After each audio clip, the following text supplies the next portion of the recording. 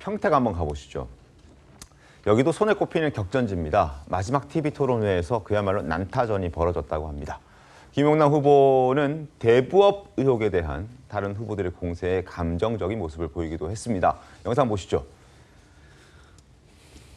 배당금을 받지 않았다면서 통장 거래 내역을 공개하셨어요. 네. 야, 이게 무슨 다리 핫바지로 보이나? 진짜 이런 생각을 했어요. 대부업은 불법이 아닙니다.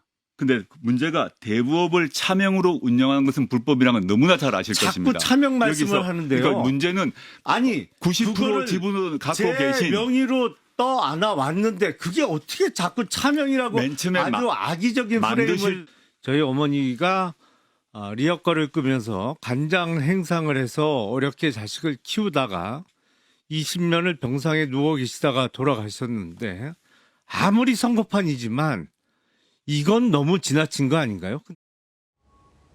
김광삼 변호사님, 그 김용남 후보가 은행 가서 이제 배당금 받지 않았다는 증거로 통장 거래 내역을 공개를 했는데 통장으로 안 받았을 수도 있는 거 아닙니까?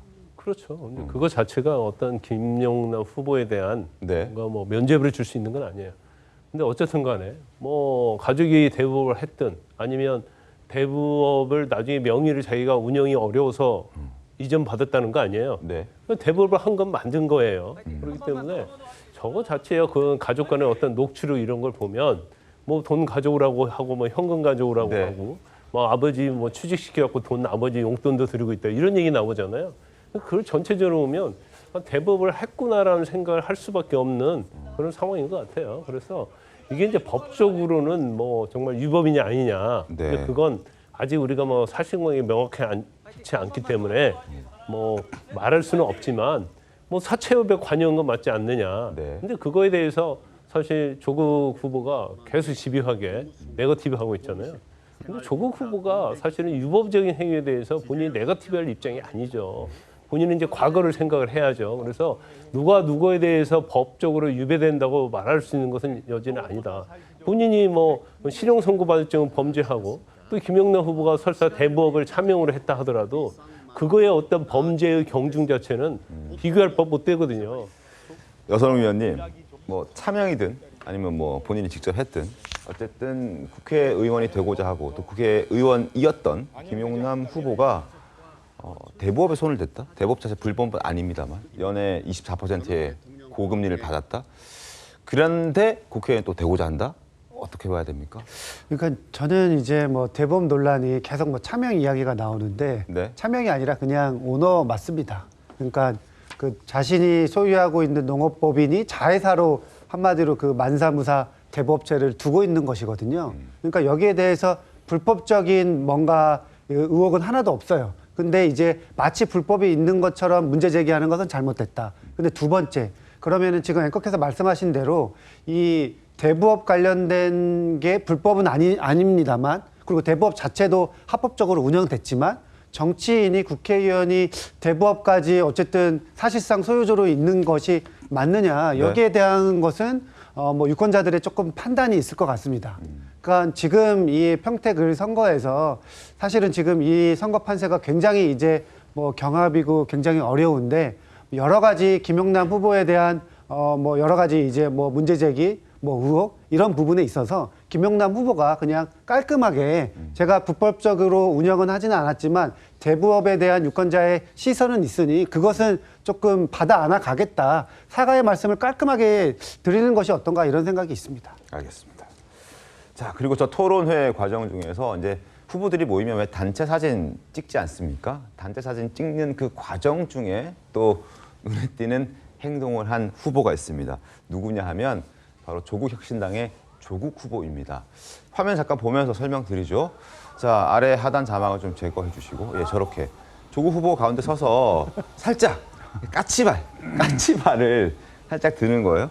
안 그래도 이제 저 5명의 후보 중에서는 뭐 가장 키도 크고 또 늘씬한 조국 후보입니다만 이제 사진을 촬영할 때 본능적으로 다리를 들었는지 뭐 어땠는지 우리도 자세히는 알 수가 없습니다만 어쨌든 5명의 후보 중에서 유일하게 단체 사진 찍을 때 까치발을 들었단 말이죠.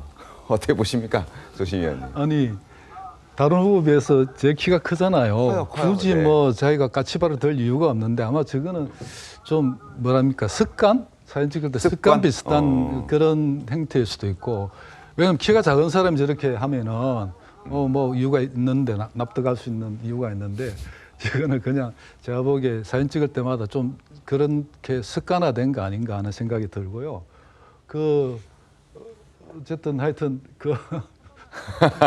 생각을 보기에는 왜 저랬을까 하는 의문이 들기도 들겠죠. 웃음이 살짝 나오시죠. 예. 남보다 커 보이려는 그런 의도잖아요. 네. 그러니까 습관이 돼 있다고 한다면 그 습관이 배어 있는 거죠. 뭔가 주위에 사진을 찍을 때도 그 사람들과 경쟁을 하고 네. 자기가 좀 더 크게 보이는 거. 근데 까치발을 하면 저것은 자기 키가 보이는 게 아니잖아요. 자기 키를 숨기는 거 아닙니까? 마치 큰 것처럼. 그래서 이제 키 작은 사람들은 자기의 어떤 키를 커버하기 위해서 까치발 충분히 할 수 있다고 봐요. 네. 아마 조국 대표가 키가 작은 상태였고 다른 후보보다 작았는데 까치발 들었다고 하면 누구나 이해하고 웃고 말 겁니다. 그런데 저게 전형적인 조국의 어떤 스타일, 조국의 성격, 조국이 이제까지 국민들에게 보여줬던 또 그런 모습의 하나가 아닐까 저는 뭐 그렇게 판단합니다.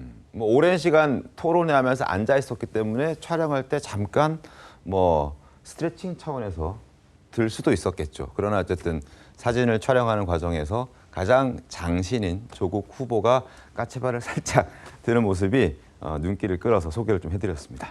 그리고 경기 평택을 보수 진영도 진보 진영도 지금 단일화가 가장 큰 이슈이긴 했었는데 끝끝내 단일화는 양쪽 다 이뤄내지 못했습니다. 자, 단일화에 대한 유이동 후보 그리고 황교안 후보 얘기 한번 들어보시죠. 황 후보님께 보수의 힘을 하나로 합쳐야 한다는 지역 주민들의 간절한 요구를 전하고 보수를 지키는 결단을 함께 내려주시길 간곡히 호소드렸습니다. 하지만 아쉽게도 그 자리에서 바로 답을 듣지는 못했습니다. 남국과 북국만큼 떨어진 저들도 야합하는데 왜 우리는 서로 갈라져 있습니까?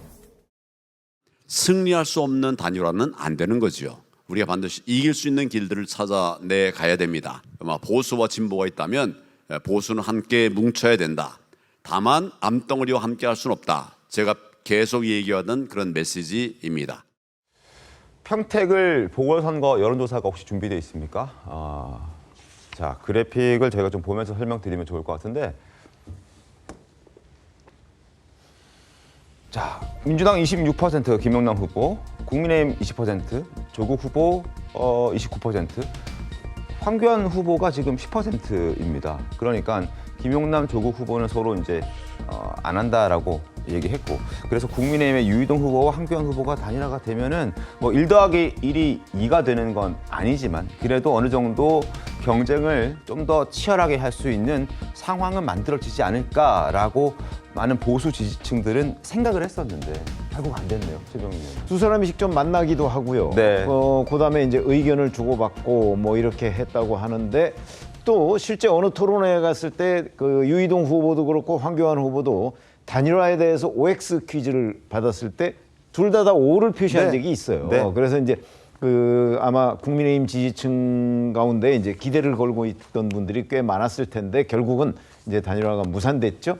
아마 황교안 후보가 본인의 그 확고한 생각 뭐 이런 것들을 양보하지 않은 걸로 보입니다. 네. 그럼 이제 남은 거는 지금 사전투표 시작이 됐으니까 결국 유권자에 의한 단일화. 이게 이제 부산 북갑에서 박민식과 한동훈 후보 간에 지금 이루어지고 있는 과정하고 비슷한 네. 그런 양상이 평택을에서도 벌어지지 않을까 이런 예측을 해볼 수가 있어요. 그건 무슨 얘기냐면 결국은 이렇게 되면 이제 황교안 후보로 단일화됐을 때의 가능성은 당선 가능성은 멀어지는 거고 만약에 유이동 후보로 그 사람들이 표를 몰아줬을 경우에는 유이동 후보는 저 3파전 내에 충분히 들어갈 수가 있잖아요. 네. 그러니까 아마 평택을의 국민의힘 지지층이나 중도층의 일부가 유이동 후보 지지하거나 아니면 뭐 고민하고 있는 사람 중에 일부가 이제 아마도 유이동 후보 쪽으로 좀 몰아주기 가능성은 충분히 남아있다.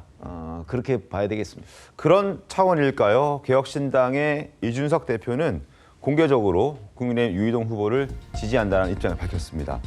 동탄, 평택, 반도체로 묶인 하나의 운명체다.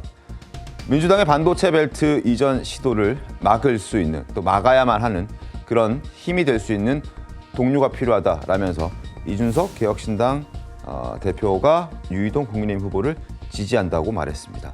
개혁신당은 평택을에 후보를 내지 않았습니다. 자, 이것도 어떻게 작용될지 저희가 지켜보겠습니다.